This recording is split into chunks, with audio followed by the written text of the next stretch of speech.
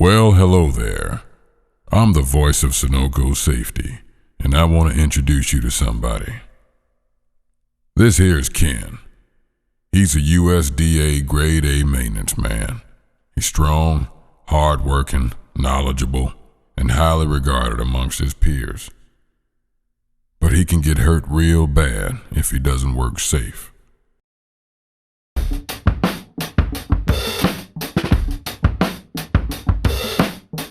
Hi, you're watching a video JSA on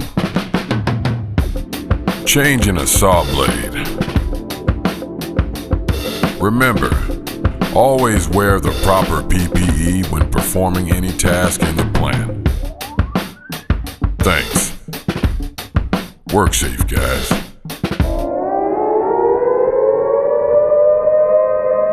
Now, before we get started, remember, Hex armor sleeves and cut-resistant gloves must be worn at all times when handling and transporting the saw blade.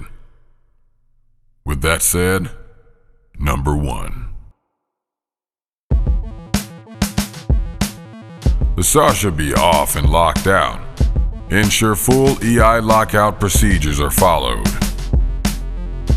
Potential accidents or hazards: accidental startup and electrical shock.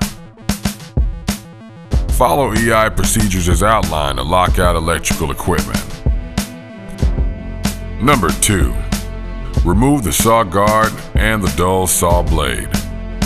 Potential accidents or hazards: cuts and lacerations. Remember, wear the appropriate PPE to reduce the risk of being cut by an exposed blade. When removing the saw guard, install the horseshoe guard on the exposed blade and remove the dull blade. Number 3. Install the new blade and replace the saw guard. Potential accidents or hazards: cuts and lacerations. Be careful when handling the new blade. Ensure the saw guard is replaced. Number 4. Remove the EI lock and energize the smart saw. Potential accidents or hazards: electrical shock. Remember, follow proper procedures when backing out of energy isolation.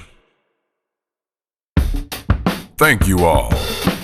You've just watched a video JSA on changing a saw blade. Yeah.